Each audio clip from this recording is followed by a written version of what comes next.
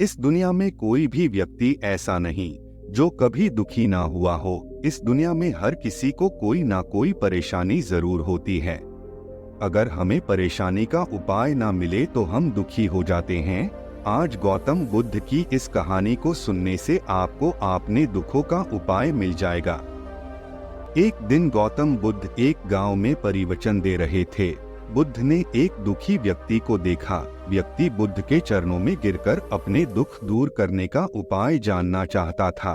गौतम बुद्ध ने उस व्यक्ति को अपने पास बिठाया और बोले, तुम व्यर्थ में चिंतित हो रहे हो। सुख दुख हमेशा नहीं रहते। मैं तुम्हें एक कथा सुनाता हूँ, ध्यान से सुनो। किसी नगर में एक सेठ रहता था, पर बड़ा ही उदार और परोपकारी था।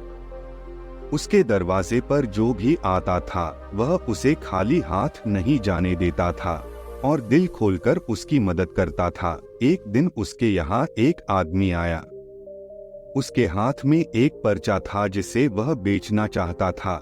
उसके परिचय पर लिखा था, सदा ना रहे। इस परिचय को कौन खरीदता, लेकिन सेठ ने उसे तत्काल खरीद लिया और अपनी पगड़ी के एक छोर में बांध लिया। नगर के कुछ लोग सेठ से ईर्ष्या करते थे।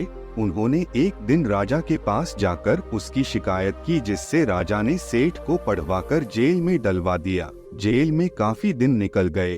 सेठ बहुत दुखी था, क्या करे उसकी समझ में कुछ नहीं आ रहा था। एक दिन अकस्मात सेठ का हाथ पगड़ी की गांठ पर पड़ गया।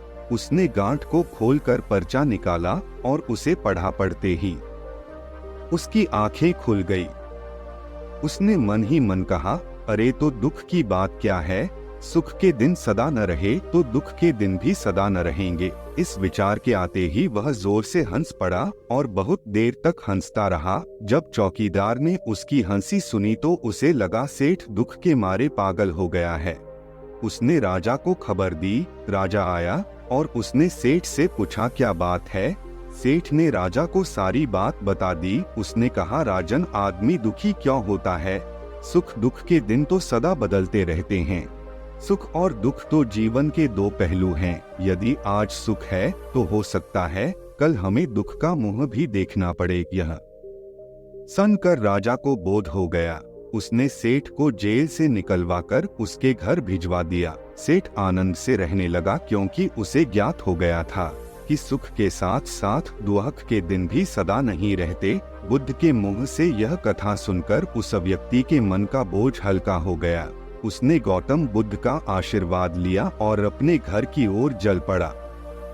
दोस्तों, आपको ये कहानी कैसी लगी हमें कमेंट करके जरूर बताइएगा। धन्यवाद।